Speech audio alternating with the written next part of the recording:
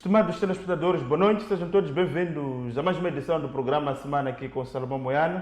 Neste domingo iremos mais uma vez lançar um olhar àquilo que foram os principais temas da semana. Salomão, boa noite.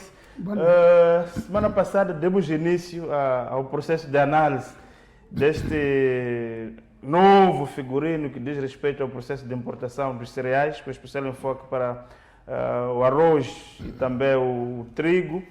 Salomão apresentou a semana passada uma visão mais ou menos alinhada com aquilo que tem sido a fundamentação do governo, através da Secretaria de Estado do Comércio, mas também do próprio Instituto de Cereais de Moçambique. Gostaria que continuasse mais a vermos as várias nuances deste assunto, apesar de, nos últimos tempos, o próprio ICM ter estado a dialogar com os importadores, já terminou o processo de cadastro. Que implicações o Salomão olha? Porque mesmo perante os esclarecimentos que o Salomão deu na semana passada, muitos importadores, o próprio setor privado, que é a CTA, por exemplo, olha com muita desconfiança este novo modelo. Por quê? Bom, eu não sei porquê. Eu não sei exatamente porquê. Aquilo que eu... As poucas reações que eu tive, a mais significativa delas é aquela que diz que não basta controlar a logística da importação apenas de arroz e trigo, sobretudo se o objetivo é estancar a fuga de divisas do país e prevenir a importação de droga para o país, porque pode-se estancar, pode-se continuar com a evasão de divisas através de importação, por exemplo, de geleiras, e também pode, através desse mecanismo, meter droga no país, nos contentores que trazem geleiras, que trazem bicicletas, que trazem motorizadas em grandes quantidades, e até contentores que trazem berlindes, porque temos essa coisa, importamos quase tudo. Então, as pessoas com quem falei, sobretudo dois dirigentes do Estado, me disseram que era bom que se esticasse mais o controle, não se olhasse apenas para a centralização da importação de arroz e trigo, mas que houvesse uma visão global, uma reestruturação profunda, sobretudo dos serviços aduaneiros e tributários, das alfândegas, e todo o mecanismo de desalfandegamento e vistorias físicas das mercadorias que entram no país, porque pode-se estancar a importação de substâncias proibidas no arroz e trigo, mas as mesmas substâncias serem transferidas para os contentores que trazem geleiras, trazem congeladores, trazem fogões, trazem uma série de outros eletrodomésticos que dão entrada no país. Portanto, isso foi mais ou menos a chega que eu encontrei junto de algumas pessoas com quem dialoguei. Também algumas pessoas mandaram mensagem, mas nesse sentido, de que não basta olhar o arroz e trigo como único mecanismo que traz substâncias proibidas para o país. Há muitas outras coisas que são a ser importadas e que também podem estar, até viaturas, a importação de viaturas foi referida como estando a meter algumas substâncias que podem não ser aquelas que são recomendadas pela lei em Moçambique. Portanto, penso que gradualmente muita gente vai entendendo a razoabilidade desta filosofia que o governo adotou para controlar, sobretudo, a questão da soberania alimentar. Porque, para mim, um ponto mais importante é aquilo que parece muito positivo quando o governo entra, quando o Estado moçambicano controla, quer dizer, sabe qual é a cota de consumo todos os anos, é o mesmo Estado que tem a obrigação de fomentar a produção no país. Então, à medida que notar que a produção nacional já responde para uma determinada percentagem, é o próprio governo que vai mandar diminuir a cota que está sendo importada para o país. Porque se deixar isso com os privados, nunca mais vamos ser autossuficientes em nada. Porque a tendência do importador, se ele é importador, se ele deixa de importar, já não tem serviço. Então, se o Estado está metido nisto, vai acoplar a importação à necessidade da produção nacional. À medida que determinada produção cresce, e vamos ver, por exemplo, e eu até fico admirado porque já desde o tempo do Helder Muteia, lá para não sei os anos que, quando o Ministério da Agricultura já foi Ministério da Agricultura e Desenvolvimento Rural, depois mudou para o Ministério da Agricultura e Pesca, depois mudou para Agricultura e Segurança Alimentar, depois, agora é MAP, Agricultura, Ministério da Agricultura, Ambiente e Pesca. Nesse tempo, do Helder Muteia, há muito tempo, falava-se dentro de um horizonte de 5, 6 anos, nós alcançarmos autossuficiência na produção do arroz. Tinha-se mapeado o Vale do Limpopo, o Baixo Limpopo, Chocwe, tinha-se mapeado o Vale de Mucelo, na Zambésia, e aquela zona a caminho de Namacura, tudo isso, e tinha-se mapeado Mucuba e outras zonas que produzem arroz. E aqui mesmo, no Bilene, a zona de Bilene também tinha sido mapeada como zonas onde havia concentração de investimentos. E eu lembro-me, até viajei com o presidente Chissano, fomos para aquela TICAD, no Japão, em que Moçambique voltou com a tecnologia de produção de um arroz extremamente rentável, extremamente produtivo, que ia se implementar em Moçambique. Mas isso estamos a falar de uma coisa que aconteceu há cerca de 30 anos atrás. E depois não evoluímos. Mas não evoluímos por quê? É porque produzir dá trabalho. Importar não dá trabalho, porque alguém produziu lá. Alguém produziu no Paquistão, alguém produziu na Índia, alguém produziu na Tailândia. Você só manda vir. Mas ao mandar vir coisas de lá, você está a garantir emprego para o tailandês, o emprego para o indiano, o emprego para o paquistanês, em prejuízo do emprego para o moçambicano. Em Moçambique não se processa arroz, não há as fábricas de descasque e processamento de arroz fecharam. A última delas foi esta do Inácio de Souza aqui na Palmeira. Fechou. Chocwe fechou. Lá em Namacura fechou. E lá em Nampula, aquela orizícola lá que estava naquela zona de Iapala fechou. Quer dizer, não há nada aqui. Não há produção de arroz. Quer dizer, não há produção de arroz por quê? Porque nós temos arroz importado. E por que nós não podemos reduzir a cota e fomentar a produção nacional? Mas há alguns empresários que ao longo da semana, Salomão, ficaram um pouco chocados com a colocação de Salomão, a insinuar que as pessoas que estão metidas no negócio de importação de arroz são traficantes de drogas. Não é isso, não é isso. Estamos a dizer que há alguns contentores, não são todos. Há importadores honestos, há importadores bons. Entretanto, a maior parte, a droga que vem para o país também vem camuflada numa importação legítima. Não estamos a dizer que todo aquele que importa droga. Não é possível.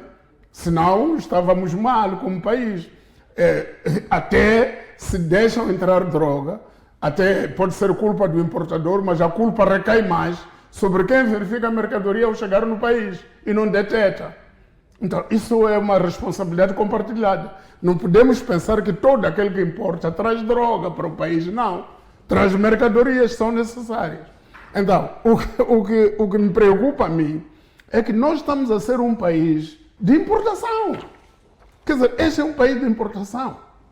Nós até importamos coisas bizarras aqui da África do Sul. África do Sul, se nós reduzirmos a importação de batata da África do Sul, a África do Sul é capaz de fazer greve do outro lado, a criticar-nos porque estamos a reduzir a importação de batata. Se deixarmos de importar laranja da África do Sul, para fomentar a produção de laranja em Inhambane, aqui na zona, no nosso país, somos capazes de ter problema com a África do Sul, porque habituamos a África do Sul a organizar as suas machambas com vista ao mercado de Moçambique. Então, mas que país é este? Este é um país sem soberania alimentar. Não tem estratégia nacional de como resolver os problemas toda a gente reclama para importar. Experimenta fechar Ressano Garcia dizer que esta semana não se importa, só se exporta. Há de ouvir o barulho, há de haver greves, há de haver manifestações. Por quê? Porque nós somos um país de importação. Até importamos limão. Você importa limão num país. Mas, Salomão, a soberania alimentar não se alcança via decisões administrativas. Tem que haver produção. Não, alcança-se via políticas públicas. E uma das políticas públicas tem que necessariamente passar por aí. Essas são medidas que se tomam. Porque é preciso, até, na minha opinião, em certa medida, é preciso provocar alguma escassez para que as pessoas comecem a olhar para as próprias forças. Aqui em 1983, quando tivemos, nessa altura não havia importação da África do Sul, porque havia o apartheid, não mandava nada para aqui. Mas o que aconteceu em 83, 84? As pessoas foram para as zonas verdes, começamos a produzir repolho aqui. O repolho que se consumiu em 83, 84, 85 era nacional, não era da África do Sul. Então, afinal, temos alguma capacidade para produzir. Onde é que foi essa capacidade? As zonas verdes que havia em Maputo, Nampula, em todas as zonas, havia uma direção em cada cidade nesse país, havia direção das zonas verdes, direção da agricultura nas zonas verdes. Onde é que foi? Então, isso tudo foi substituído pelas importações. Sabe que alguma batata, cebola, entra aqui da fronteira de Ressano Garcia, vai até Nampula, para o mercado Aresta, a sair da África do Sul. Essa distância toda de quase 3.000 quilômetros para ir colocar cebola lá, daqui da África do Sul. Não se pode produzir cebola em Murupula, não se pode produzir cebola naqueles terrenos férteis todos de Ribaue, Malema, terras muito férteis, com muita produtividade. Monapo, aquelas zonas todas, onde havia aquelas empresas antigas de Miserpane, não sei aonde, onde se produzia muito. Onde é que foi essa capacidade? Então, nós não podemos ser um país, ficar felizes, porque importamos muito. Porque isso não é nada para o país. A longo prazo, isso não é nada. Isso é sufocar um país. Aliás, é o seguinte, não foi este governo que fez isso. Este governo está a tentar pensar diferente, tentar reverter uma situação que vem se acomodando há muito tempo. Mas nós, como país, não podemos admitir isso. E eu sempre tenho dito que nós somos um país estranho. Um país bastante estranho. Aquele país que todos cobiçam porque tem as melhores condições agroecológicas para a produção. Entretanto, é aquele país que mais importa, que menos produz. Em todas as áreas. Não há área onde Moçambique diz que eu sou bom. Mesmo no milho, que Moçambique produz muito milho. Onde é que vende? Malawi, Zâmbia. Quando é que... Aquele produto que consegue fazer em condições relativamente melhores, não há capacidade interna de comercialização, de ir comprar. E quem são os intervenientes da comercialização no campo? São bengalis, paquistaneses, indianos, que entram até no interior para comprar os nossos produtos, incluindo castanha de caju. Onde é que estão os empresários, agentes moçambicanos? Estão a viajar com o chefe do Estado, estão de fato e gravata, os empresários deste país. Os empresários do Paquistão estão lá no interior. Estão em Mujeba, estão aonde? A comprar produtos. Estão em Nampevo, estão lá no mato, a comprar produtos agrícolas. Os nossos não, estão a viajar na classe executiva, com o chefe do Estado, para ir a uma conferência, onde o presidente for, também estão lá. Mas quando regressam, vão para outra conferência. Depois daquela, vão para outra. Assim vai a vida. Então, que país é este? Então, nós Está a dizer que o nosso setor privado moçambicano não tem um compromisso com a produção nacional? Nada, não tem. Não tem. Mas existem condições para o efeito? Condições? Porque um sul-africano, quando chega aqui, produz, fica lá no campo, dorme na aldeia, faz o trabalho. Um chinês, quando arranja 1 hectare, naquele hectare alimenta toda a aldeia, alimenta uma cidade. E nós com 1.000 hectares, o moçambicano tem milhares de hectares, que nem sabe por onde começam, onde é que terminam, mas não vai lá. Administra os hectares a partir daqui da capital. Então nós temos condições que nós exploramos. Agora, claro que isso não vai ser com essas medidas ensaiadas pelo Ministério da Economia apenas. Tem que ser um sistema, tem que ser toda a gente comprometida com o país. E o que é que Salomão tem a dizer em relação àquelas pessoas que dizem que isto aqui é mais uma forma de montar-se um cartel ou uma nova portagem, tal como existem os cudumbas, os MCNETs, as taxas do feijão buer que existiram, o caso dos combustíveis. Não acha que, Salomão Moiana acha que essa medida não tem nada a ver com um processo de cartelização? Não, se tiver... Ou de corrupção? Não, se tiver, havemos de denunciar aqui. Da filosofia que se apresentou, eu não estou a ver nenhum ponto de cobrança de ponto de vista privado. As únicas cobranças que vão acontecer e que se pretende que aconteçam é que os importadores dos cereais paguem os valores devidos na importação. Paguem a quem? Ao Estado. Não é para pagar a indivíduos em particular. Agora, se nesta medida está escondido um grupo que quer aproveitar-se desta medida para tornar isto um cartel, estaremos aqui para dizer que há um grupo ali, há um grupo acolá. E vamos denunciar. Portanto, eu parto, o governo é presumivelmente de boa-fé. Quer dizer, parte da presunção de boa-fé para o governo. Não parto de presunção de maldade, de que o governo está a fazer isto para esconder a... Mais uma nhonga, como se costuma dizer. Não, eu acho que o governo, ao fazer isso, tenta desmantelar nhongas. Agora, se é ao contrário, eu sempre admito eu estar errado e haver alguém que me demonstre como é que é. Eu, se achar que me convence, vou concordar. Mas, neste momento, eu acho que devíamos deixar acontecer durante uns 6 meses para depois fazermos um balanço. Só para fecharmos essa parte, também não vê o risco desta medida gerar escassez desses produtos no mercado, como alguns setores costumam dizer que essa situação poderá gerar escassez? Eu não vejo por quê? Porque os importadores são os mesmos. Os importadores são os mesmos. As quantidades que eles querem importar já indicaram ao Instituto dos Cereais de Moçambique. Aquelas pessoas que importavam vão continuar a importar. A única coisa é que o governo há de acompanhar o processo, apenas. E eu penso que se houver escassez, pode ser, se calhar, uma birra do próprio importador que vai dizer que já não quer importar porque está sendo controlado, está sendo vigiado. Então, isso, mas não é correto. Eu penso que não há esse risco se partirmos do princípio de quem vai importar. Agora, se dissesse que é o governo que vai tirar divisas, vai tirar dinheiro para pagar, podíamos chegar à conclusão de que sim, há momentos que o governo não tem dinheiro. Então, se o governo não tem dinheiro, então não haverá importação. Mas quem vai importar são os importadores privados. Exato. Apenas com a logística centralizada, a logística da importação, não a importação em si, mas o controle do circuito da importação controlado pelo Estado.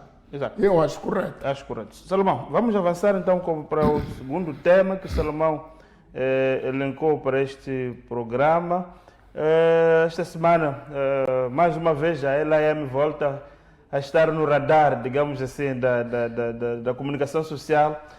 Isto na sequência de uma nota do próprio Conselho de Administração da empresa Linhas Aéreas de Moçambique, a dar conta da cessação de funções do administrador operacional. E na sequência deste anúncio começaram a surgir informações que esta cessação de funções deste administrador, que é um piloto de profissão, tem que ver com as nhongas, podemos assim dizer, que é subfaturações em vários serviços, com especial enfoque para o catering, numa altura que ela de fato, serve refeições de muito má qualidade. Se é que existem refeições, podemos assim dizer. Qual a análise que faz com relação a isto? Nós aqui uma vez, no passado, eu me referia à existência na comissão de gestão de um membro que, quando chegou a Fly Modern Art dos sul-africanos, ele foi suspenso. Foi suspenso e o caso dele foi entregue à PGR, ao Gabinete Central de Combate à Corrupção. Esse indivíduo, esse elemento, é o comandante Hilário Tembe. Entretanto, quando o professor doutor Américo Muxanga foi nomeado PCA da LAM, foi-lhe buscar e exonerou o comandante Alexandre Barradas, que tinha ficado no lugar do comandante Tembe e que, entretanto, estava a tentar desmontar uma série de situações. E pronto, voltou para o mesmo lugar, e, sob a cobertura do ministro, do PCA, Américo Muxanga. Se calhar com recomendações de outras pessoas, não se sabe. Só que depois, agora com a chegada desta nova organização da empresa, em que tem 3 empresas do Estado que estão a entrar como acionistas, ele constou da Comissão de Gestão com as funções da área operacional. E pronto, e aparentemente ele consolidou práticas nocivas, práticas que não eram recomendadas mesmo naquele tempo, e que essas práticas estão agora à vista de todos e que levaram o Conselho de Administração a tomar a medida que tomou de o suspender ou de o exonerar da comissão, de o afastar da Comissão de Gestão da LAM. Com estas coisas que estamos a ouvir agora, por exemplo, na África do Sul tem um simulador na Alta Academy, onde os pilotos são treinados durante a formação, onde a LAM pagava por isso $500 por hora de simulação. E, afinal de contas, são $250 que realmente se pagam lá. Mandou-se um comandante também para ir verificar. O comandante Timothy Stoy foi para lá e pedir as contas, quanto é que nós pagamos. E eles, afinal, só cobram $250 por hora. E nós pagávamos, durante esse tempo todo, $500 por hora de simulação. Catering. Está aí o áudio da senhora que era das finanças, que dizia que não, nós nunca tivemos mais do que 6 empresas de catering. Agora, de onde é que vem essas 32 empresas? É que, de repente, a LAM está a pagar 32 empresas. E é curioso que está a pagar 32 empresas na altura em que a LAM só dá chips. Chips. E numa viagem daqui até Nampula, você só come chips. Agora, chips vende 32 empresas. O mesmo tipo de chips. Que a própria LAM pode ir a um supermercado comprar e colocar em caixinhas e meter lá. E depois, segundo os dados apurados pela imprensa, a LAM pagava por esse serviço de chips 15 milhões de meticais por mês, contra uma faturação que era trazida à LAM de 8 milhões. A LAM, das várias fontes, recebia a fatura no valor de 8 milhões, mas desembolsava 15 milhões para pagar. Agora, isto são crimes. Agora, como é que foi-se buscar uma pessoa que estava a responder no Gabinete Central de Combate à Corrupção para voltar a assumir funções de direção no mesmo posto onde esteve antes? E como é que isto acontece? E por que isto acontece? 2, ele saiu, foi afastado, mas não basta ser afastado, tem que ser responsabilizado. Esses crimes todos têm que ser cobertos. Esse dinheiro todo desviado tem que ser devolvido. Tem que ser devolvido aos cofres da empresa. O dinheiro não é só da LAM, é o dinheiro de muita gente, é o dinheiro do povo, é o dinheiro, porque aquela LAM é uma empresa pública, é uma empresa dos cidadãos. Então, não é correto isto. 2, 3. Como é que a LAM também tem milhares de contratos com várias instituições e não promove auditoria para se verificar a funcionalidade e a execuibilidade de cada um desses contratos? É só assinar o contrato, assinar, acabou. não tenta ver de tempo em tempo, até que porque uma auditoria externa para vir verificar se aqueles contratos de facto fornecem os objetos que vêm neles. Então eu penso que houve um desleixo da instituição no seu todo. Finalmente, há uma coisa que me intriga. Aqui há um ano atrás, nós falamos de um CEO chamado Dani Condis. Você já ouviu falar onde é que ele para? É que desde aquele tempo, que ele só tinha 2 meses, alguém disse que ele foi para Portugal de férias, nunca ouvi falar dele. Nunca ouvi dizer que ele dirigiu alguma reunião na LAN, nunca vimos a cara dele, nem na imprensa, nem aonde. Não sei, rescindiu, a LM terá rescindido o contrato com ele, o que está acontecendo? Não se sabe. Alguém me disse que não, ele vive em Botswana. Não é Botswana onde ele tinha assinado outro contrato para continuar lá na Air Botswana enquanto estava cá. Então, eu acho que o Conselho de Administração da LAN, constituído pelas 3 empresas, ainda tem muito trabalho para clarificação do modelo de gestão que querem implementar na LAN, sob pena de continuar. Também há essa informação de que aquele avião, o Q400 que entrou, não custa 6 milhões de dólares, porque tem motores velhos, é um avião velho, e quer dizer, o processo da sua compra também foi decidido de forma secreta, não foi transparente. Então, muitas outras coisas. Então, eu penso que era bom que o Conselho de Administração verificasse bem, porque essas coisas vão matar pessoas. Esses aviões, se compram um avião que não está em condição de voar e insiste que está em condição de voar, a consequência mais fatal é matar pessoas. É o avião cair e matar pessoas. Já estamos a morrer por viajar na LM sem comer. Mas agora, isso ainda conseguimos aguentar, porque ainda dão água. E se calhar essa água custa 15 milhões de meticais por mês.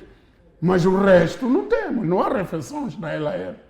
Nos voos da LM não há refeições. Você viaja daqui até Nampula, estou a falar de Nampula porque é a viagem mais longa mais longa é Pemba ou Lixinga, mas é igual, daqui até Lixinga, daqui até Nampula, até Pemba, você come chips. Então, não é credível uma companhia dessa e depois aparecer uma fatura astronômica do catering. Qual catering? É chips? Não pode ser. Se me contratar a mim, eu posso fornecer chips a menos de quê? A menos de nada, porque é só ir ao supermercado comprar chips e arranjar aquelas coisas, take away, embalar aquilo e entregar. Aquilo se calhar nem custa muito dinheiro, nem custa 100 mil meticais por cada voo. Então, Salomão acha que a reestruturação da LAM está sendo sabotada por dentro? Não. Pelos seus próprios funcionários? Não. Eu acho que a reestruturação da LAM ainda não foi aprofundada, porque ainda está-se a confiar as mesmas pessoas que têm cadastro.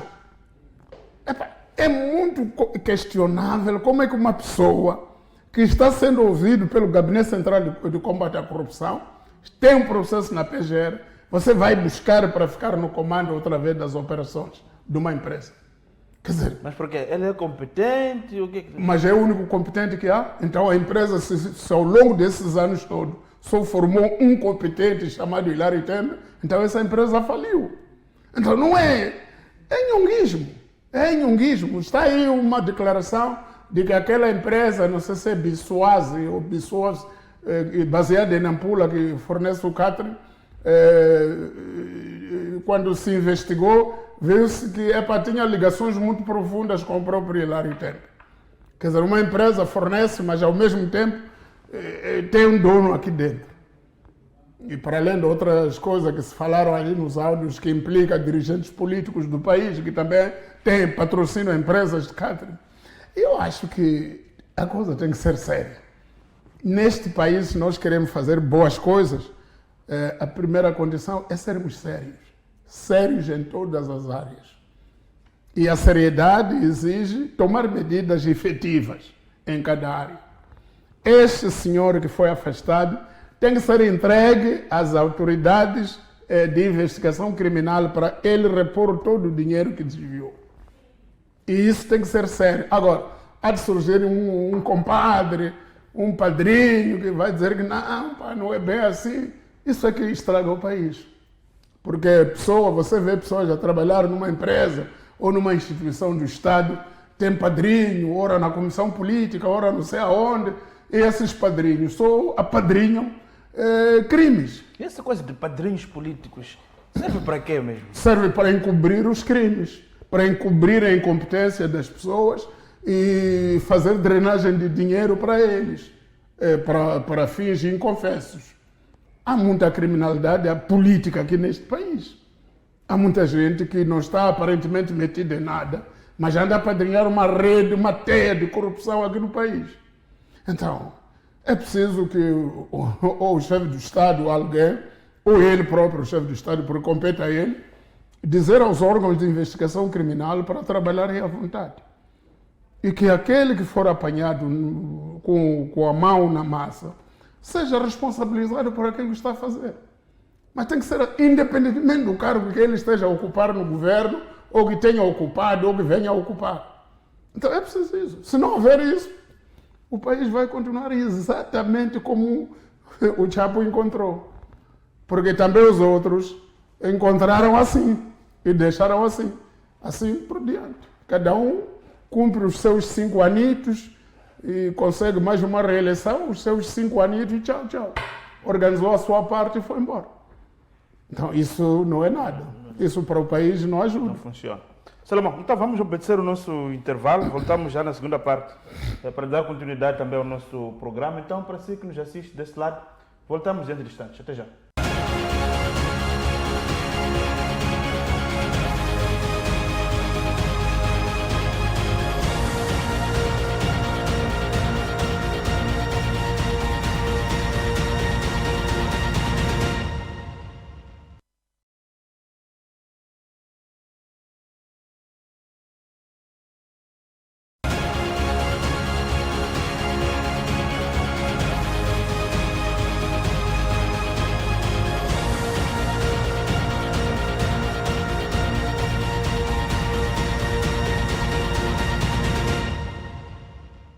Estamos de volta então para a segunda parte do programa Semana aqui com o Salomão Moiano. Salomão, nesta segunda parte vamos olhar também a uma notícia que marcou esta semana, na verdade, o reinício deste processo do diálogo, do anúncio da ruralização, como se ficamos a saber, do diálogo político inclusivo, com a descida das brigadas para os postos administrativos de localidades.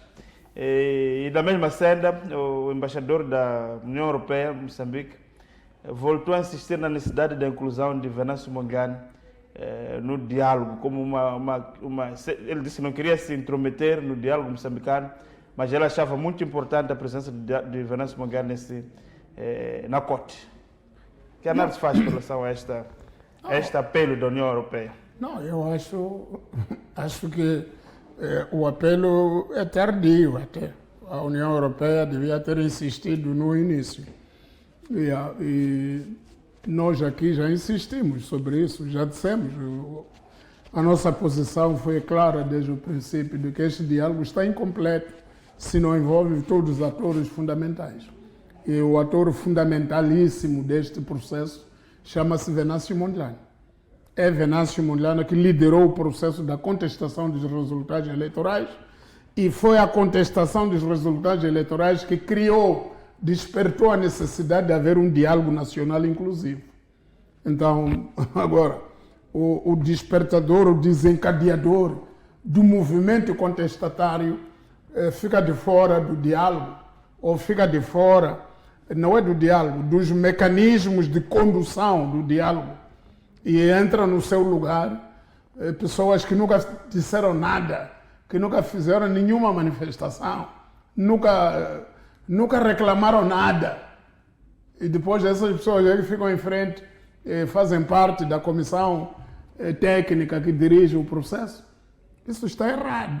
E isso nós dissemos desde que começou isto, que está errado. Era preciso e é preciso ainda hoje Até quando falamos da outra vez, eu até cogitava a ideia de se fazer uma adenda lá naquela norma do Parlamento que cria a Comissão Técnica para se incluir um candidato presidencial às eleições de 2024 que, por uma razão qualquer, na altura não entrou e que devia entrar. Portanto, penso que não há debate sobre isso. Isso é muito óbvio, é muito óbvio. Agora, se o país opta por não incluir, não inclui. Mas eu penso que a presença dele seria muito útil para o país e a ausência dele, para mim, cria um handicap neste debate, neste diálogo, cria uma suspeição sobre o que o Venâncio não deve saber ou não deve fazer dentro de um processo que lhe diz respeito. Mas qual é a análise que faz com relação a essas rondas? Porque essa comissão estiveram nos distritos. Agora voltam, vão aos postos administrativos. Qual é a mais-valia, na verdade, destas rondas intermináveis de auscultação que temos estado a assistir? É entretenimento político. É para gastar tempo. É para, no fim, começarmos a dizer que já não temos tempo. Temos que correr. Algumas coisas têm que ser evitadas, não sei quantas. Quer dizer, não vamos ter tempo de refletir profundamente sobre isto. Se este debate continua, há tanta matéria que foi fornecida à Comissão Técnica. No dia em que eu fui lá, acho que foi dia 17 de dezembro, eu disse uma coisa lá na reunião. Eu disse, eu não estou a ver a capacidade instalada na Comissão Técnica de digerir a informação que vocês já têm. Já receberam tantas contribuições. Tanta gente já trouxe brochuras, já trouxe estudos, mas quem é que está a sistematizar isso na Comissão Técnica? Quem é que está a digerir essa informação toda? Agora, se já estiveram, por exemplo, nas capitais provinciais, nos distritos. Alguém esteve em Ribaua, agora falta ir a Iapala. Alguém esteve em Monapo, agora falta ir em Intoculo, falta ir não sei aonde. Mas o que é isso? Se as pessoas de Intoculo estavam lá em Monapo a discutir isso, se as pessoas dos distritos são pessoas, por exemplo, quando foram aqui a Manhissa, eu encontrei-me com um professor da 3 de fevereiro, lá da minha aldeia, que diziam que iam lá para o diálogo inclusivo na vila. Agora vai para lá, o debate já passa para lá onde eles saíram para ir à vila. Quer dizer, isso é um entretenimento político, não há mais valia nenhuma. E como é que olha o silêncio dos partidos estão lá? A eles lhes convém, porque cada saída são ajudas de custo, são mordomias, é preciso pagar a hospedagem lá no distrito, e não sei quanto, uma série de coisas. Aqueles partidos, na sua maioria, salvas devidas exceções, na sua maioria, eu já disse aqui, para alguns é emprego aquilo, é uma ocupação que não tinham antes. 4 anos. Sim, é uma ocupação. Quer dizer, há partidos ali que ninguém sabe dizer o que significa aquela sigla, não pode decifrar. Mas estão ali. Mas então, o nosso país pode dar ao luxo de brincar com coisas tão sérias. Mas está aqui a brincar. O nosso país está aqui a brincar. E o pior é quando chegarmos lá em frente. Porque isso tudo vai acabar até o fim deste ano. O próximo ano. O próximo ano é o ano que devia se marcar as eleições autárquicas. Porque as eleições neste país marcam-se com 18 meses de antecedência. Há de ver o que vai acontecer no próximo ano. Não sei quantos. Até há um boato que saiu num jornal aí. A dizer que vamos juntar eleições. Aquilo ali pode parecer um boato, mas há pessoas que pensam assim. E aquilo vai dar um barulho que ninguém imagina. Aquilo já foi ensaiado no tempo do Alfredo Gamito. O Gamito negou. Disse que aquilo estava incorreto. Porque a natureza das eleições autárquicas é diferente das eleições gerais e provinciais. E que não se devia juntar. Já foi sugerido isso, já foi debatido na Assembleia. Mas chamar das eleições harmonizadas, mais ou menos a cópia do que acontece na região. Não há nada disso, nós não somos a região, somos um país totalmente à parte disso tudo. Agora, se isso resultasse do entendimento claro de toda a gente sobre como é que vai ser e como é que não vai ser, isso ainda podia. Mas isso não pode ser ideia de um partido político apenas. E depois não pode ser com aquelas justificações que eu vi ali, para poupar custos, não sei quantos. Quando você inventou esta democracia, sabia que tinha custos. Quando você embarcou neste caminho, sabia que tem custos.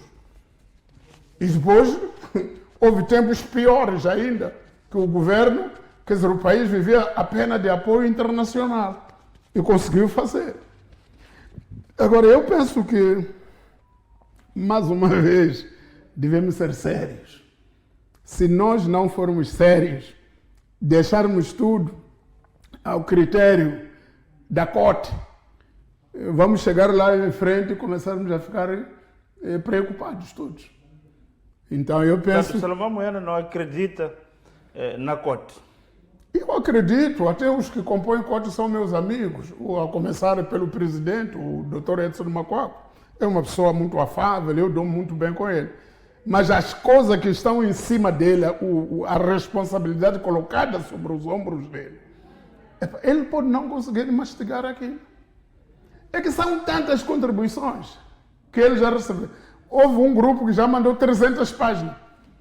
Há grupo do exterior que já estão a mandar não sei quantas páginas. Mas Salomão está dizendo, não acredita no grupo técnico. Estão lá os chamados grupo técnico lá, dos partidos, estão lá os cientistas dos partidos.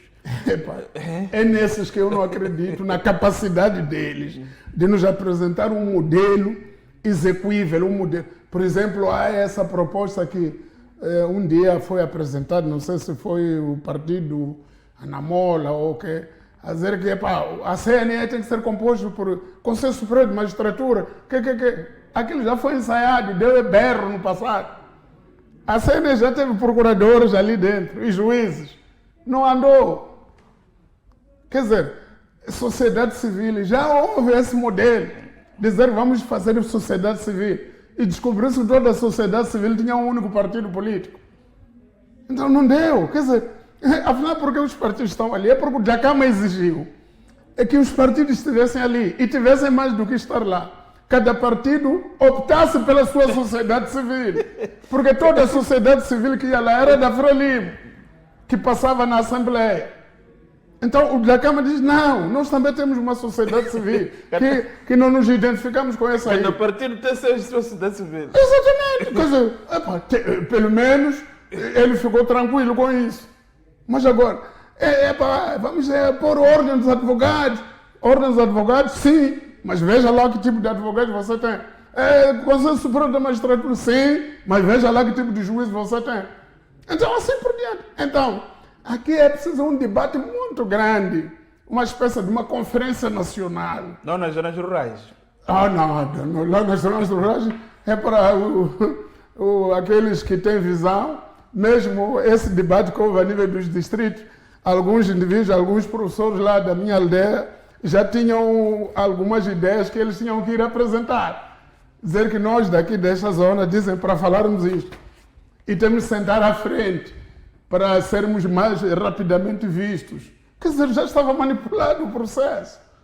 Agora, nas zonas rurais, você vai perguntar ao régulo lá da aldeia, qual é a composição que você acha mais correta de uma comissão eleitoral? Vou dizer o quê? O sistema de governo. O sistema de governo? Vou dizer o quê? Vou dizer o governo é nosso pai. Ele é que sabe, o papai é que sabe, o papai é que manda em casa. Acabou. É isso que você vai trazer aqui. O governo é que sabe. Temos que respeitar o governo. As nossas crianças já não respeitam o governo é papá. É só isso que vamos dizer. Qual é a contribuição técnica ou elucidativa que vão trazer lá? Nenhuma. Então, eu penso que isso é um divertimento político. Eu penso que devia-se agora a corte se ocupar da decifração das contribuições.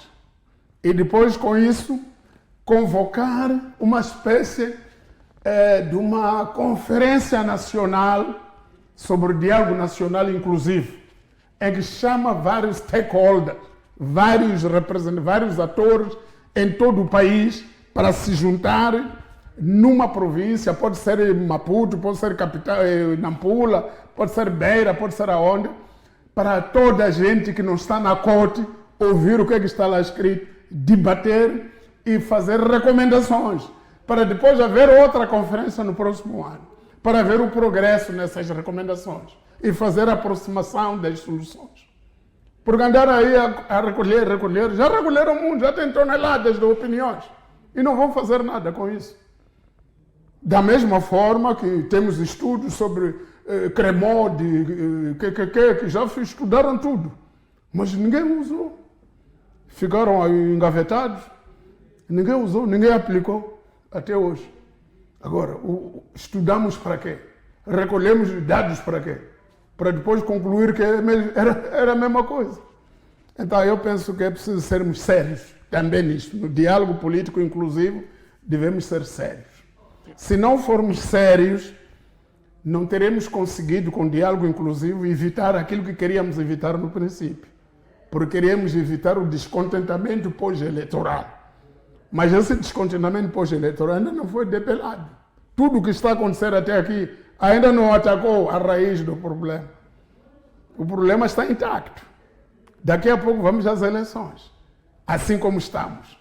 Totalmente divididos, totalmente polarizados. Não sei como é que vamos fazer essas eleições. Exato, Salomão, vamos avançar então, vamos acompanhar como mídias esse debate rural, como foi dito, da ruralização do debate, num processo inclusivo, como se referiu o presidente da comissão, também os membros dessa comissão, que são representantes de partidos políticos, na sua maioria partidos extraparlamentares. Vamos avançar, Salomão, para o quarto e último tema da nossa conversa de hoje, que foi marcada pela suspensão de António Muxanga, da RENAM. Portanto, apareceu o Conselho Nacional de Jurisdição da RENAM a anunciar medidas preventivas contra António Muxanga, basicamente, ou pesa sobre António Muxanga, acusado de denegrir o partido, os seus dirigentes, sendo que a última declaração dele que ameaçou tirar despir o presidente, sendo que o presidente é muçulmano, essa questão de despir o povo é uma questão muito séria. Enfim, era um desfecho previsível ou não é por isso? Não, eu acho que não. Acho que houve vários equívocos aqui. Se nos concentrarmos na medida, tecnicamente na medida tomada, a medida está equivocada. Primeiro, nas atribuições do próprio, eu tenho aqui os estatutos do Partido RENAM e eu pedi para ler as competências do Conselho Jurisdicional Nacional estão plasmadas no artigo 41 dos estatutos da RENAM. Então, nenhuma competência tem de suspender ninguém. A única competência que tem é de instruir processos disciplinares dos seus membros, ouvir, conduzir inquéritos, essas coisas todas. Não tem essa competência de suspender. E depois, o artigo 15 dos estatutos da RENAM tem a lista das sanções que se devem aplicar aos membros prevaricadores. E depois tem lá a linha. Uma das alíneas é a linha D, em que diz que o membro tem uma sanção de suspender o membro de se eleger e ser eleito. E até também, um ano. Até um ano. Sim. E também cessar as suas funções em cargos de partido. Até um ano. E a linha E, que é evocada no comunicado, é suspender o membro até 2 anos. E também direito de eleger. Suspender o direito de eleger e de ser eleito. Não de suspender. Agora, o comunicado não consta aqui a possibilidade de suspender ser membro. Não está lá. Na verdade, vai suspender os seus direitos políticos internos. Ele não elege, não é eleito. Tem essa suspensão.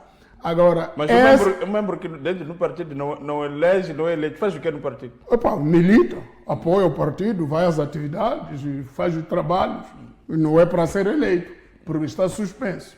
Mas trabalha, faz trabalho na base, cumpre as ordens do partido, mas ele não é eleito durante 1 ano, durante 2 anos, porque depois de passar isso, pode-se reverter a situação. E lá não tem período também, não disseram que foi suspenso, mas não dizem... Não, o comunicado diz que está suspenso da qualidade de membro da Renamo por tempo indeterminado, até novas ordens. Não há isso. E não consta em nenhuma parte do Não tem. Portanto, há uma discrepância entre a norma e a decisão tomada. Logo, é impugnável o comunicado e a decisão do Conselho Jurisdicional. Isto sem olhar para o resto, olhar só para isso, mostra claramente que foi feito atabalhoadamente e não houve rigor jurídico por um órgão jurisdicional. Quer dizer, o órgão jurisdicional é suposto de fazer uma leitura muito atenta do significado de cada palavra e da finalidade das normas plasmadas nos Alguém dizer que nem até a reunião não existiu de facto, até porque o presidente do órgão não está cá. Não, acho que não existiu mesmo, acho que o presidente do órgão deve ter pegado no telefone. Ou escreveu pessoalmente, depois mandou. Exatamente. E depois, a suspensão. A suspensão é uma medida punitiva, é uma sanção. E a sanção resulta... A aplicação das sanções resulta de um processo disciplinar. O senhor divide o processo legal. Em que o implicado é ouvido em sede de contraditório para dizer o que se lhe oferece em função das acusações existentes. Agora, falando com o próprio Muxanga, e ainda hoje liguei para ele, e eu perguntei se ele tinha em algum momento recebido alguma nota de culpa por aquilo que ele já falou ou deixou de falar. Ele disse que nunca recebeu nenhuma nota de culpa. E também, essa suspensão da qualidade de membro, que foi anunciada em conferência de imprensa, até hoje, pelo menos, não foi notificado ao próprio visado. Quer dizer, o visado, na prática, não sabe que foi suspenso. Eles ouviu órgãos de comunicação, então não está informado oficialmente. Ele não recebeu nenhuma notificação da sua suspensão e assinar a dizer que sim, eu recebi, e depois para ele próprio se defender eventualmente da medida, se ele considerá-la injusta. Isso é uma parte atabalhoada da parte jurídica do processo, mas também temos a parte política. A parte jurídica fica atabalhoada, porque a parte política já vem atabalhoada há muito tempo. A direção da Renamo, nós dissemos aqui há umas semanas atrás, que o Ossuf Momadi, na prática, não dirige a Renamo. Não dirige a Renamo. E o Ossuf Momadi perdeu muitas oportunidades para se demitir sozinho. E uma das oportunidades é quando o partido dele teve um desempenho péssimo nas eleições gerais. Essa é uma ocasião que todos os líderes mundiais aproveitam para reunir os seus correligionários, para dizer, vamos lá analisar os resultados. Eu acho que não consegui levar o partido a alcançar os objetivos que nós tínhamos traçado. Razão pela qual eu fico por aqui.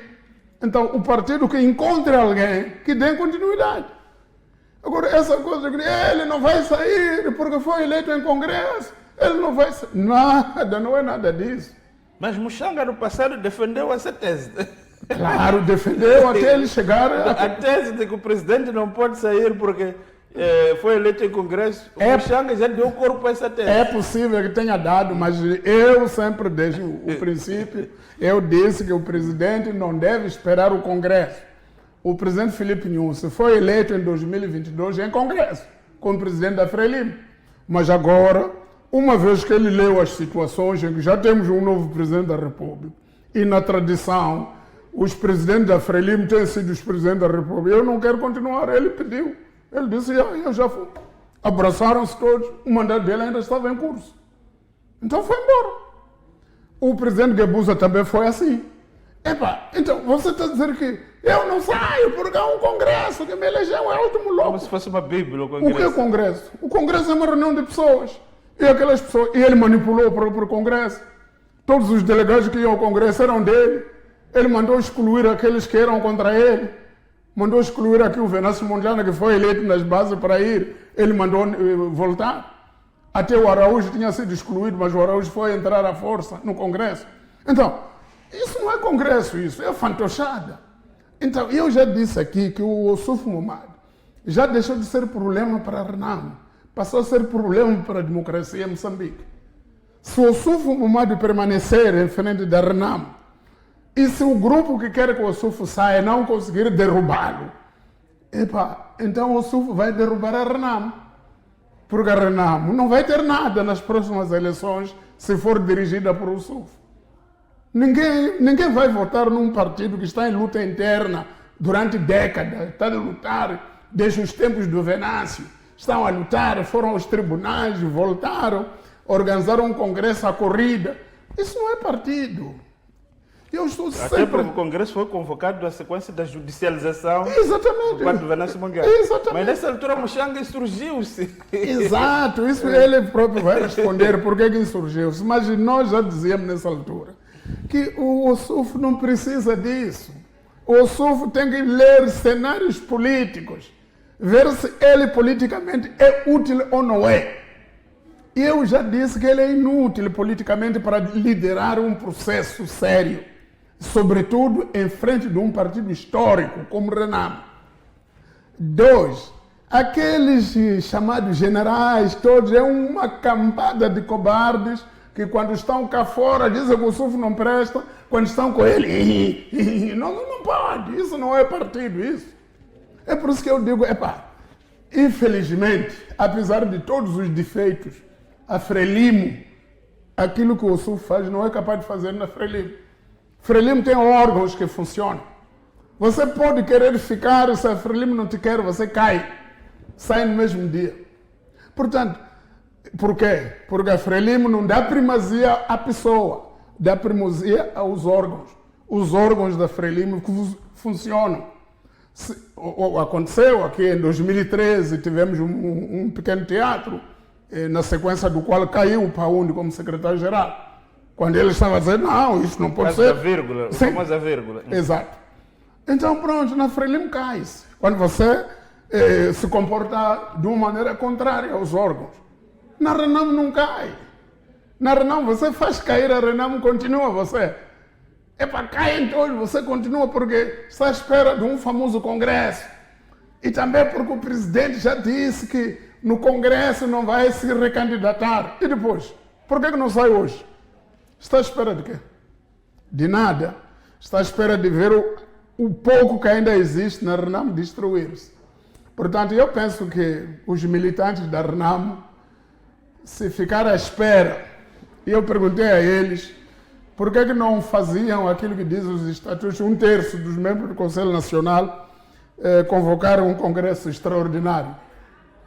Eles dizem que é porque mais de metade dos membros do Conselho Nacional foram apontados a dedo para o Ossuf. Mas foram apontados para fazer o quê? Para não trabalhar. Então, se o Conselho Nacional não funciona, então os militantes do partido, podem se organizar. Aqui, em 2013, quando houve manobra da Comissão Política, houve um grupo grande de militantes que subscreveram um documento. Malda Graça Machel, escreveram um documento a exigir que houvesse, porque diziam que... A inclusão de Lúcia Diogo e Aires Ali. Exatamente, aquilo não foi Comissão Política, nem foi Comitê Central. Foram Comitê Central e outras pessoas. Então, nós temos que... Afinal, o partido é de quem? É do Conselho Nacional. O partido é da Comissão Política. Não, o partido é dos militantes. Os militantes da Renamo podem se organizar e fazer o Congresso. E excluir o Ossuf. E eleger novos órgãos funcionais. Excluir aqueles que não funcionam. Podem fazer. Afinal, a democracia é o quê? A democracia reside nos militantes. Era essa questão que eu queria colocar, só para fecharmos também essa fase.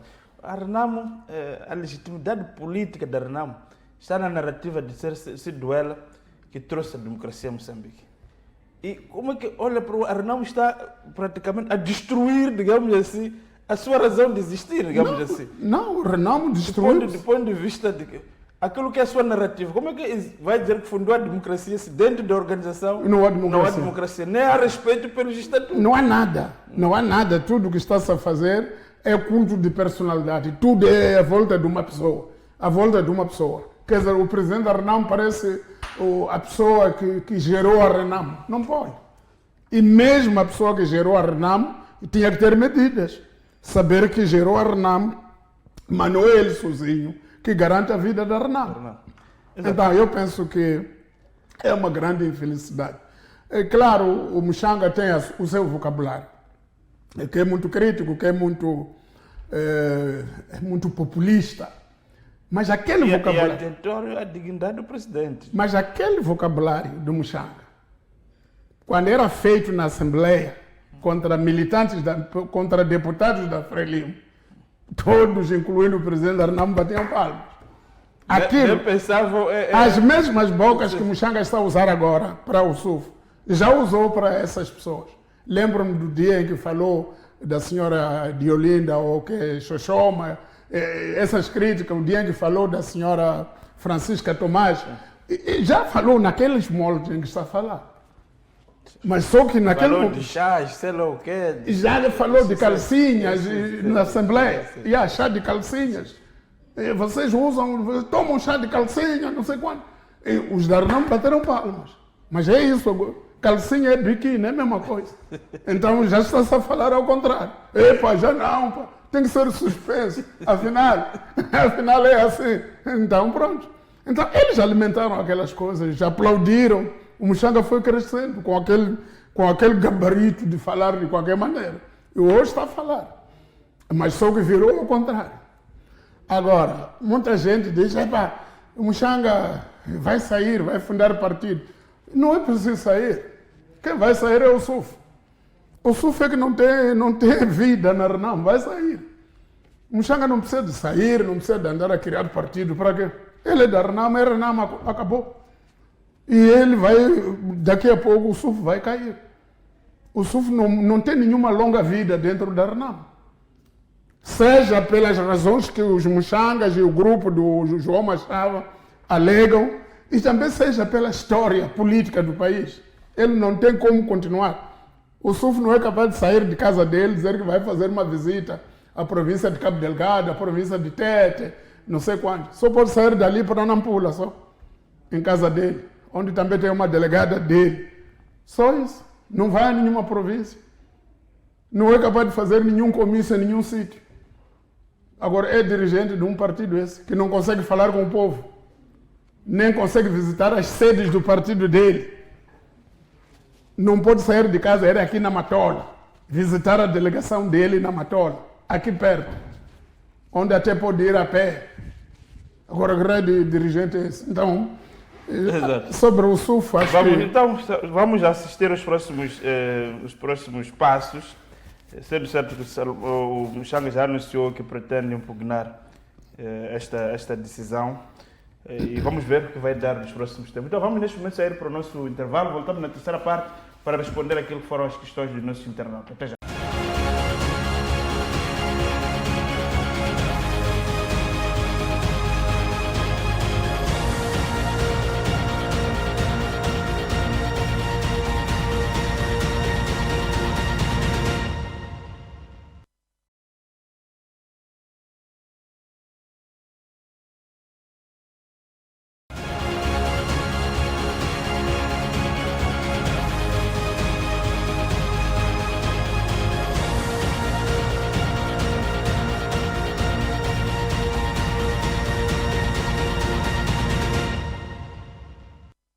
Estamos de volta então para a terceira e última parte do programa Semana com Salomão Moiano. Salomão, nesta terceira parte vamos rapidamente avançar com as questões dos nossos internautas, telespectadores, nesta rubrica que nós introduzimos.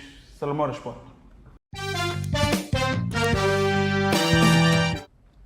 Salomão, o nosso internauta André Mahazuli, ele primeiro está preocupado, na verdade, com relação à situação do encerramento da Mosal. Nós, na última sexta-feira, desde a última quarta-feira, tem surgido informações de que a Mosal iniciou formalmente o processo de notificação dos trabalhadores para esse despedimento coletivo, oferecendo um pacote indemnizatório, olhando para aquilo que é um pouco acima daquilo que a lei prevê, na verdade.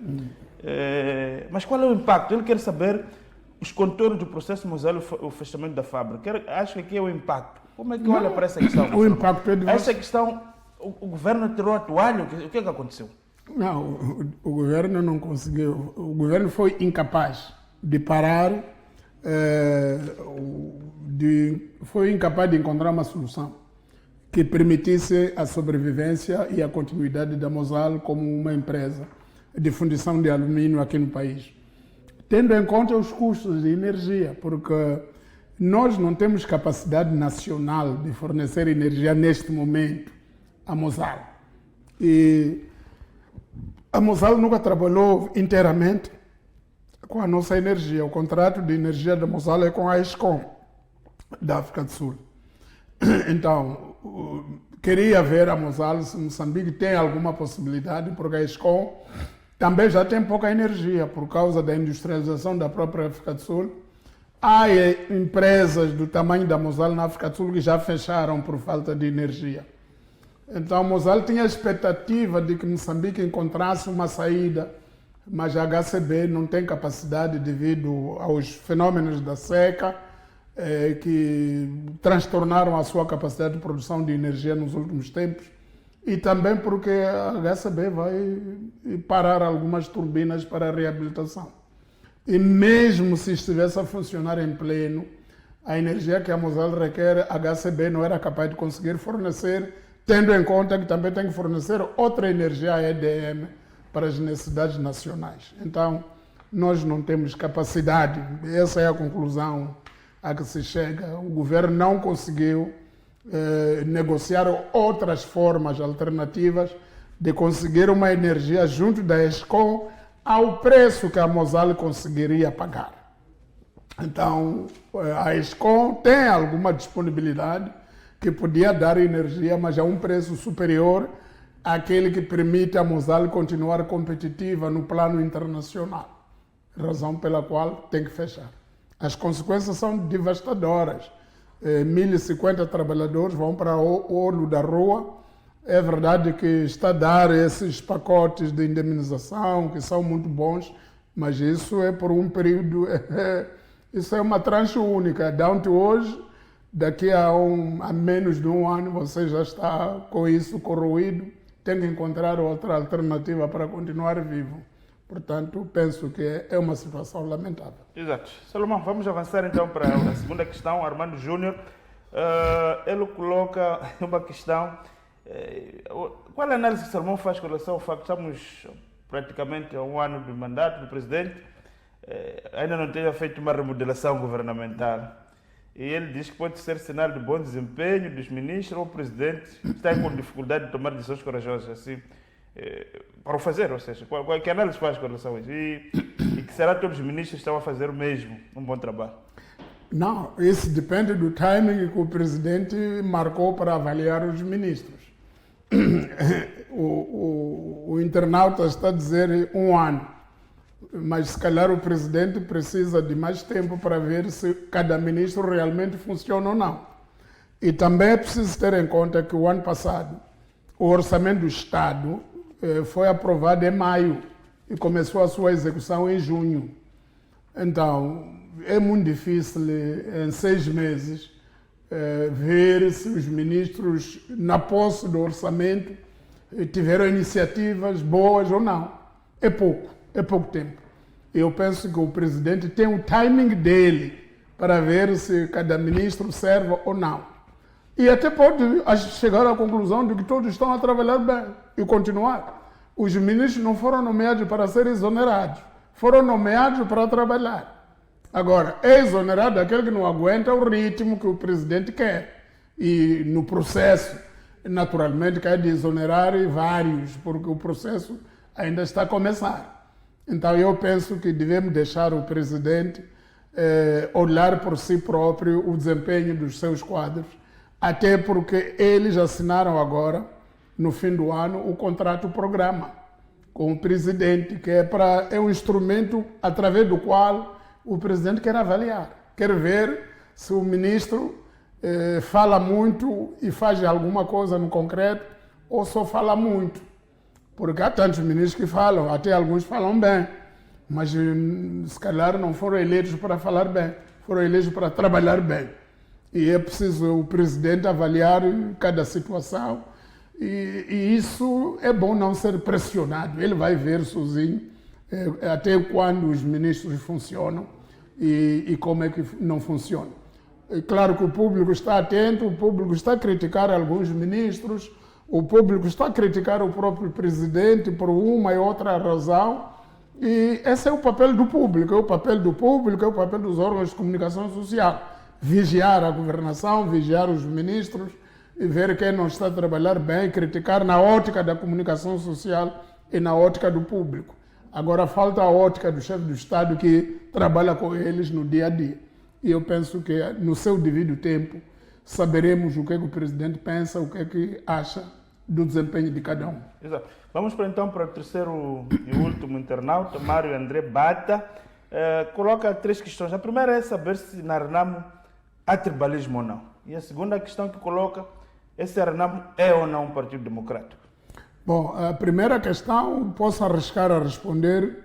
Não me parece que haja tribalismo na Renamo. Não me parece. Pronto, pode ser que haja agora, não é? Mas a Renamo que nós acompanhamos durante vários anos não demonstrou haver tribalismo.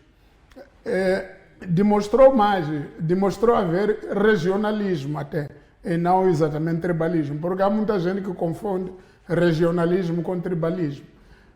Durante o governo do presidente da Câmara, na Renamo, havia tendência de pensar que os dirigentes da zona centro, de onde era oriundo Afonso de Lacama, é que tinham maior proeminência dentro da Renamo. Assim foram vários dirigentes de topo, Raul Domingos, vários Mbararano, o falecido Mbararano, o Davis Simango, todos esses eram mais ou menos da zona centro. Mas também naquele momento houve o secretário-geral, o Sufo Momadi, foi dirigente da Renamo, foi secretário-geral da Renamo, o Sufo Momadi, que é da ilha de Moçambique. Portanto, não me parece que haja tribalismo em si. Pode haver uma tendência regionalista de pensar que as pessoas da região tal é que estão mais próximas, mas isso vai se diluindo com o tempo. Agora, a última questão, se há democracia na Renamo, não há. Não há democracia, porque, aliás, até pode haver democracia. Pode haver democracia, pode haver falta de democracia também na direção da Renamo. Porque o que está-se a discutir agora é uma questão democrática. Está-se a discutir que o presidente da Renamo não desempenha, não tem bom desempenho. Em democracia, era ele que devia ver que não está a desempenhar e sair. Os dirigentes desse mundo todo democrático, onde a Renamo diz se inspirar, quando vão a eleições... Centro-direita, como eles dizem. Exato, quando vão a eleições... Veja lá uma coisa, o António Guterres, quando era primeiro-ministro de Portugal, do Partido Socialista, o governo dele estava bem, mas perdeu eleições autárquicas. Não é, as legislativas ele ganhou, estava tudo bem. Mas houve autarquias no meio do mandato dele. O partido dele perdeu.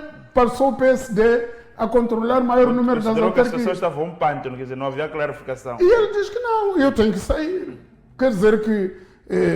Foi censurado o mandato dele. Exatamente, ele saiu. E pronto, foi para outras coisas. É assim que funciona a democracia. O Pedro Nuno Santos, que era o secretário-geral do Partido Socialista, foi às eleições, ganhou essa aliança AD, do PSD com o CDS. Ele saiu. Ele declarou que eu não estou em condições, porque os objetivos nós traçamos juntos. E eu não consegui conduzir o partido para os alcançar. Então vou-me embora. Subiu agora o José Carneiro, o novo secretário-geral do PS. Então, é assim que funciona a democracia. A democracia não é aquilo que o SUF está a fazer. Foi eleito em Congresso, então vou morrer no Congresso. Não. Em democracia, quando você vê que não estou a conseguir conduzir o partido, você próprio declara que não estou em condições, vou-me embora, vou fazer outras coisas. É de continuar militante na base. Não vou desempenhar cargos grandes, vou ficar na base. Se precisarem de mim... O líder da AD aqui na África do Sul, eu disse que a partir de chegar do fim de um ciclo, exatamente, sair. É assim mesmo. Agora, o único sítio onde isso não existe é na Renamo. Renamo não, eu fui eleito e depois ouvi aí o Geraldo Carvalho. O presidente só vai sair no Congresso. Não, o presidente pode sair antes do Congresso. Desde que o presidente faça uma leitura correta da situação, ver que ele já não está com ninguém. Ele pode sair a qualquer momento.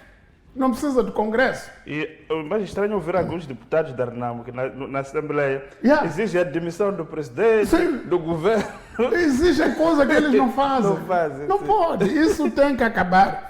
Na Renamo, enquanto o SUF estiver a dizer que eu sou eu, isso não é uma postura democrática, é uma postura autocrática, é uma postura ditatorial. É igual ao Luís XIV, l'État c'est moi. Quer dizer, o Estado sou eu. O Renamo é o SUF. Se tirar o SUF, o Renamo desaparece. Aliás, disse isso o Carvalho. Renamo é conhecida como Renamo por causa do seu presidente. Que tirar o presidente, Renamo já não é Renamo. Então pronto. Então, sendo assim, não é democracia isso. Isso é autocracia. Então, o poder está concentrado numa única pessoa. Portanto, não há democracia. Tribalismo até pode não ter. Tribalismo não é problema. Ouvi um analista ali a dizer que Muxanga está a ficar suspenso porque é do Sul. E não é verdade. Já foi suspenso o Davis Simango, já foi suspenso o Raul Domingos, já foram suspensos vários, que eu até critiquei na altura. Escrevi editoriais a dizer ao Dlacama que estava errado em 1991, quando expulsou o Raul Domingos. E quando tirou o Davis Simango também, em 2008, também escrevemos a dizer que não, o Dlacama está a cometer erros. Então não é verdade que só se suspende pessoa do Sul. Muxanga até é o primeiro do Sul a ser suspenso. Já houve suspensão, até expulsão de vários outros. Portanto, não é nessa ótica, é na ótica do funcionamento democrático de uma instituição política, que é o Partido Renamo. Exato, então ficaram aqui as questões. Então, próxima semana, Salomão vai continuar também a responder outras questões. Vamos fazer um apelo para que, de facto, os nossos internautas pudessem colocar, de facto, questões de fundo que mereçam uma reflexão mais profunda de Salomão e não seja um espaço para a generalidade ou discutirmos lugares comuns. Portanto, acho que essas questões de hoje são questões interessantes e que mais internautas poderão colocar questões aqui ao Salomão. Sendo certo que prometemos, no final deste mês, traremos aqui um telespectador, um internauta, para participar aqui na gravação da terceira parte deste programa, a Semana com Salomão Moyano. Então foi dessa forma que fizemos aqui a rubrica Salomão Responde. Então foi assim que nós fizemos o nosso programa. Salomão, só para fechar, não sei se tem uma nota, uma recomendação. Tudo dito. Está tudo dito. Então, muito obrigado, Salomão. Então voltamos na próxima semana com mais temas de análise. Sempre certo que Salomão ficou de analisar o assunto do Chival. Portanto, fica essa a dívida em relação às propostas do Chival. Então o novo encontro fica marcado no próximo domingo, à mesma hora, e sempre nessa forma de olhar Moçambique. Boa noite, até a próxima.